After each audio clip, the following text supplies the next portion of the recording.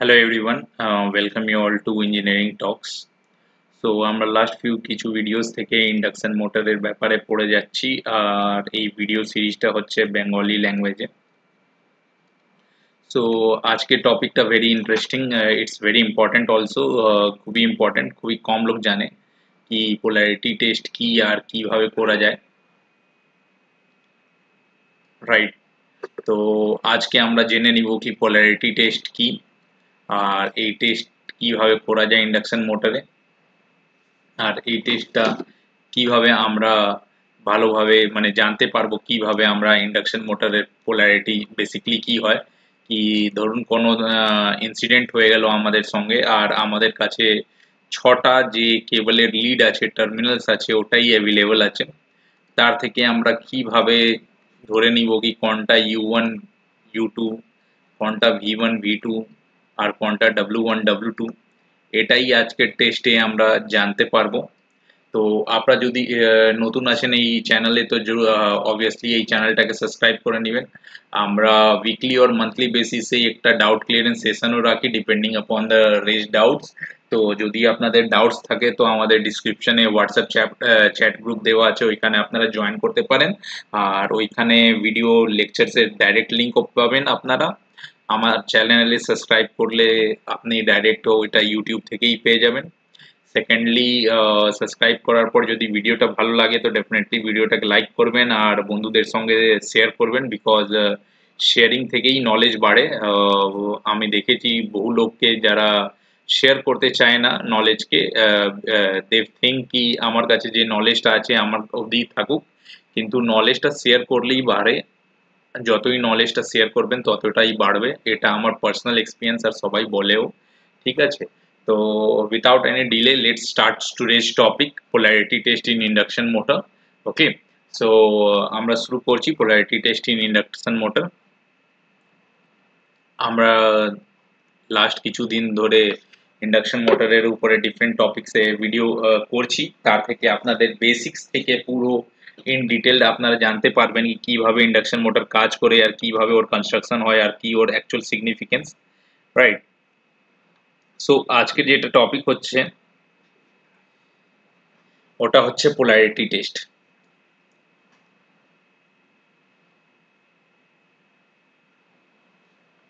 Let's start. সব থেকে প্রথমে ইম্পর্টেন্ট আছে কি আজকে টপিক আমরা লিখে নিচ্ছি এখানে polarity test. Okay, so polarity test in induction motor, in induction motor।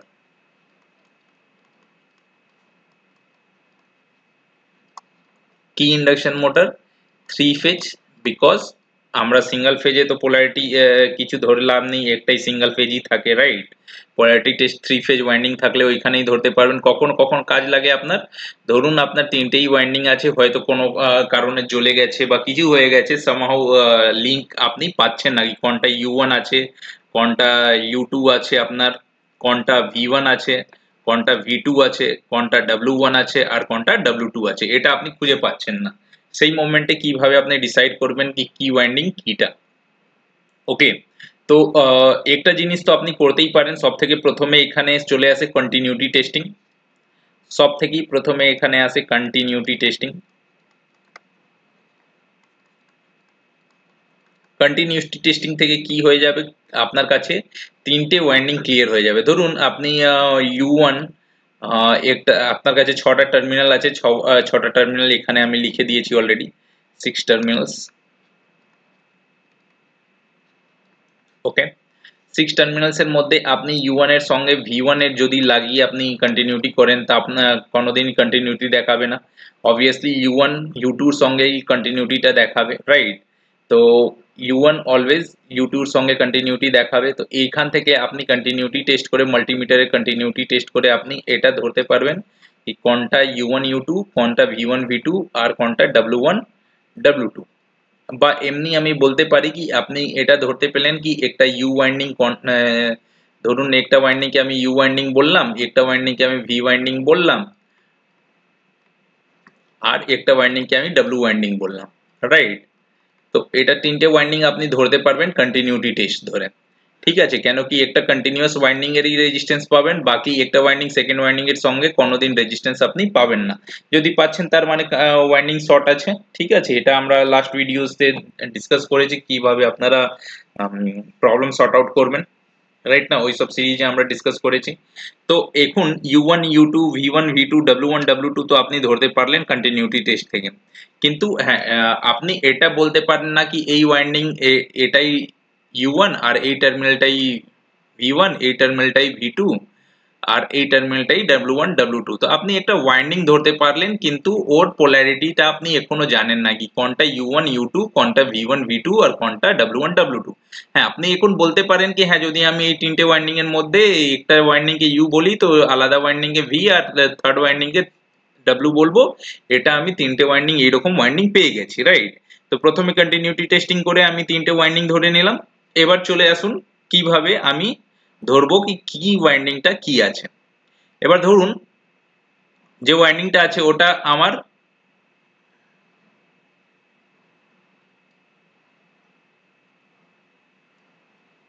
এইরকম একটা ওয়াইন্ডিং আছে, ধরে নিলাম এটা কোনোই একটা ওয়াইন্ডিং।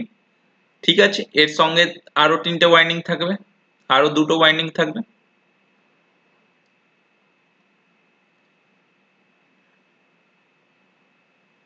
দেখুন কিন্তু আমি সেন্টার লাইনটাকে অ্যাড করিনি, কারোর জয়েন্ট করিনি, হ্যাঁ না। কিন্তু এটা আমি জানি কি হ্যাঁ ধরুন এটা আমি স্যার ইউ নাম দিয়েছি, এটা ভি নাম দিয়েছি, এটা ডাব্লিউ নাম দিয়েছি। এই তিনটে ওয়াইন্ডিং আমি খুঁজে নিলাম কি হ্যাঁ তিনটে এই ওয়াইন্ডিংটা কন্টিনিউয়াস আছে আর এই কন্টিনিউয়াস ওয়াইন্ডিং এ তিনটে আমি নাম দিয়ে দিয়েছি। কিন্তু আমি এখনো জানি না কি কোনটা U1, কোনটা U2, কোনটা V1, কোনটা V2। তো সব থেকেই প্রথমে কি করব, একটা কোনো একটা ওয়াইন্ডিংটা ধরবো। ঠিক আছে, ওর মধ্যে আমি ভ্যারিয়েক থেকে, ভ্যারিয়েক যদি না থাকে তাহলে আমি আগে বলবো, কিন্তু ভ্যারিয়েক থেকে কনস্ট্যান্ট আপনি ডিসি এসি সাপ্লাই ডাইরেক্ট দিয়ে দিবেন না। দিয়ে দিলেও এমনি কোনো 415 এর মোটরে কোনো নেই, কিন্তু আমি তবেও বলবো কি না অলওয়েজ ইউজ ভ্যারিয়েক, রাইট না।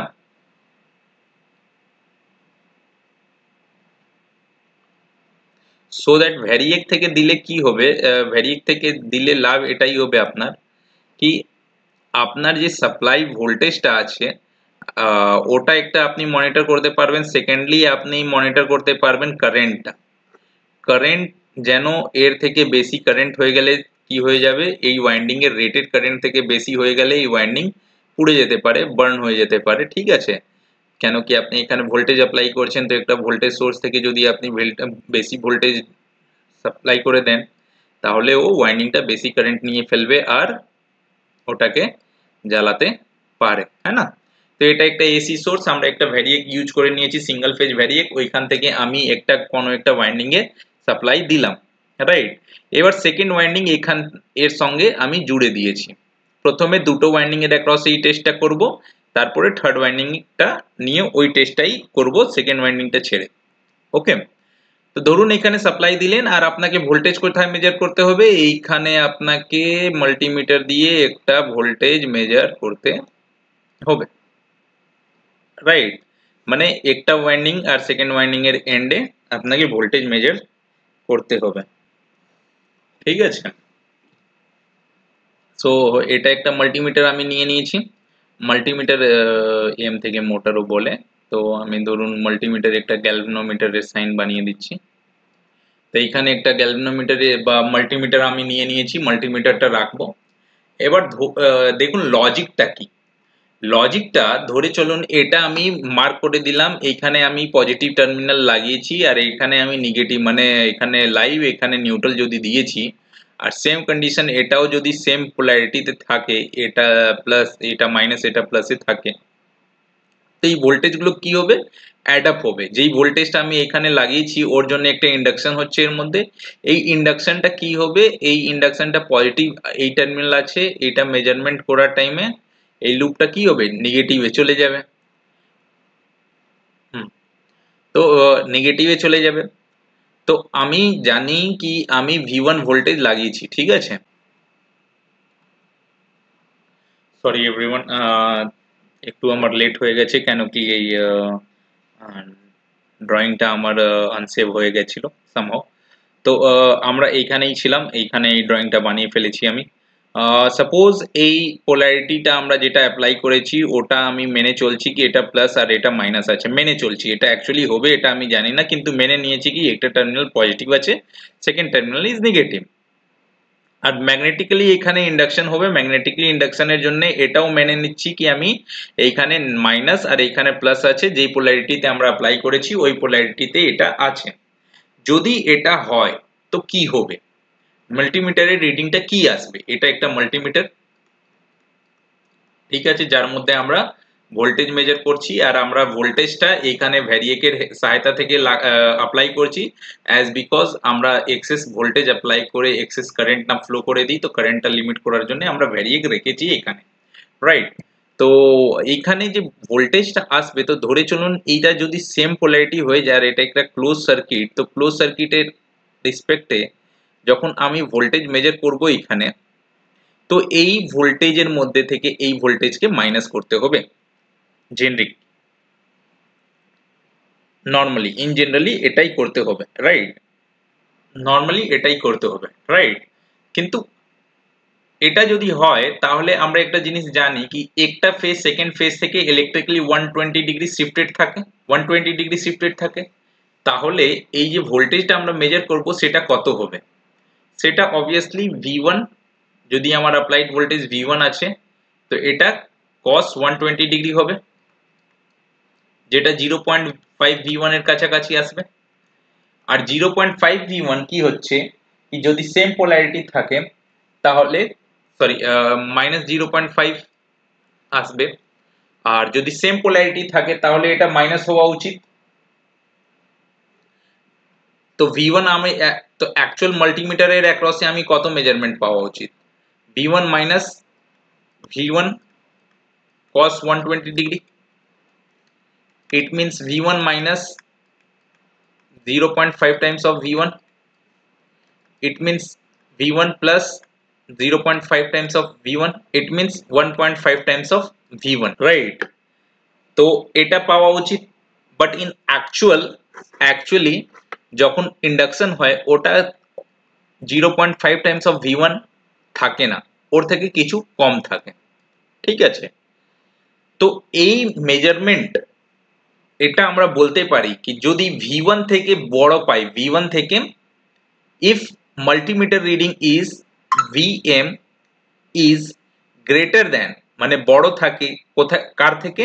V1 থেকে, মানে যেটা আপনি অ্যাপ্লাই করেছেন ভোল্টেজ ওর থেকে যদি বড় থাকে, এই সাইনটা খুব একটা ভালো হয়নি, if V1 is greater than sorry Vm মাল্টিমিটারের রিডিংটা যদি V1 থেকে বড় থাকে তাহলে কিন্তু এই যে পোলারিটি আমরা মার্ক করেছি ওটা ঠিক, এই যে পোলারিটি আমরা মার্ক করেছি সেটা ঠিক।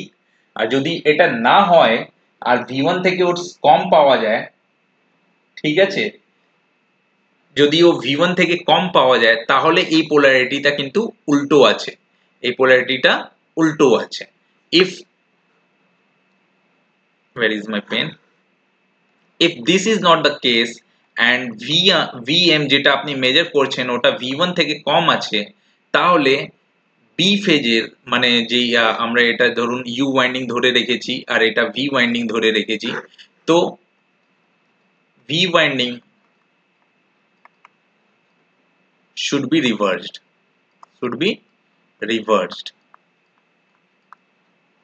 রিভার্স করলেই আপনি দেখতে পাবেন কি আপনি এই পোলারিটিটা আবার V1 থেকে একটু বেশি ভোল্টেজটা পাচ্ছেন কিন্তু, হ্যাঁ না? তো এটা খুবই বেসিক একটা পোলারিটি টেস্ট। এই পোলারিটি টেস্ট আপনি এসি সাপ্লাই দিয়ে করতে পারেন। সিমিলারলি যদি এটা আপনি করে নিয়েছেন আর আপনি ইউ ওয়াইন্ডিংটা পেয়ে গেছেন, তাহলে আপনি কি করবেন সেম ইউ ওয়াইন্ডিং এর সঙ্গে ইউভি পেয়ে গেলেন, ইউভির পোলারিটিটা পেয়ে গেলেন, এবার এই ওয়াইন্ডিংটা লাগিয়ে ফেলুন। এই ওয়াইন্ডিংটা লাগিয়ে আপনি মাল্টিমিটারের রিডিংটা আবার এইখানে মাল্টিমিটারটা লাগিয়ে দিন, এখানে আপনি ভিএম পেয়ে যাবেন, আর এইখানে এই ফেজে अगेन আপনি সাপ্লাই দিয়ে দিন, আর এই ফেজটা এখন ওপেন সার্কিট থাকবে, এইখানে সাপ্লাই আবার ভ্যারিয়েক একটা দিয়ে দিন, এসি সাপ্লাই কানেক্ট করে দিলাম। আর अगेन সেম, যদি এটা পজিটিভ নেগেটিভ মেনে রেখেছেন, তো এটা যদি পজিটিভ নেগেটিভ হবে তাহলে ভিএম কিন্তু V1 থেকে বড় আসবে, আর যদি সেটা না হয় তাহলে কি হবে, ভিএমটা V1 থেকে কম আসবে। ঠিক আছে, এইভাবে আপনি ধরতে পারবেন কি কার পোলারিটি কোনটা আছে। আর এই পোলারিটিটা ধরার পর আপনি ইজিলি ধরুন পজিটিভ টার্মিনালটাকে আপনি 1 মেনেছেন, তো ইউ ওয়াইন্ডিং এর একটা U1 পেয়ে গেলেন, U2 পেয়ে গেলেন, সিমিলারলি আপনি V1 পেয়ে গেলেন, V2 পেয়ে গেলেন। সিমিলারলি আপনি যখন থার্ড ওয়াইন্ডিং এর সঙ্গে ইউ ওয়াইন্ডিংটা নিয়ে টেস্টিং করলেন, তখন আপনি W1 আর W2 পেয়ে গেলেন। ঠিক আছে, তো এইভাবে কিন্তু করে আপনি একটা মোটরের 6টাই টার্মিনাল কিন্তু আপনি বের করতে পারেন। ঠিক আছে, আর এটা আপনি জানেনই কি সাপ্লাই আপনি আপনার টার্মিনাল ইজ ইম্পর্টেন্ট, আর সাপ্লাই আপনি কোনোই দুটো ফেজে রিভার্স করলে আপনার মোটর অপোজিট ঘুরে যাবে। তো ডাইরেকশন নিয়ে কোনো প্রবলেম নেই, প্রবলেমটা হচ্ছে শুধু ওয়াইন্ডিং এর টার্মিনাল নিয়ে। যদি আপনি পজিটিভ নেগেটিভ টার্মিনাল উল্টো লাগিয়ে দিবেন তাহলে ইন্ডাকশনটা কিন্তু উল্টো হবে, আর মোটরের অ্যাকচুয়াল যে রিজাল্টেন্ট টর্ক আছে, টর্ক যার জন্য মোটরটা ঘুরতে পারে, রোটরটা ঘুরতে পারে, ওটা কিন্তু ও পাবে না। আর যদি ওই টর্কটা ও পায় না তাহলে ও সেইভাবে কাজ করতে পারবে না। আর যদি কাজ না করতে পারে তাহলে আপনার মোটর চলবে না। ঠিক আছে, তো ইন দ্য সিনারিও আপনার কাছে 6টা টার্মিনাল নেই, তো আপনি এই পোলারিটি টেস্ট দিয়ে আপনি খুঁজতে পারেন কি আপনার কোন টার্মিনালটা U1, কোন টার্মিনালটা U2, কোন টার্মিনালটা V1, কোন টার্মিনালটা V2, আর কোন টার্মিনালটা W1, কোন টার্মিনালটা W2।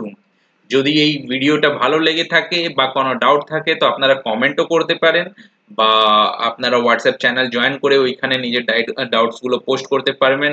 আমরা মান্থলি একটা সেশন নিব, ডাউট ক্লিয়ারিং সেশন, ওইখানে আপনার ডাউটটা ক্লিয়ার করা হবে। আর সেকেন্ডলি, যদি এই ভিডিওটা ভালো লেগে থাকে তো এই ভিডিওটাকে লাইক করে দিবেন, বন্ধুদের সঙ্গে জরুর শেয়ার করুন, because learning is caring. And চ্যানেলটাকে সাবস্ক্রাইব করতে ভুলবেন না, ডেফিনেটলি সাবস্ক্রাইব করে ফেলবেন এই চ্যানেলটাকে। মিট করছি আপনাদের সঙ্গে নেক্সট ভিডিওতে। Till then, take care of yourself.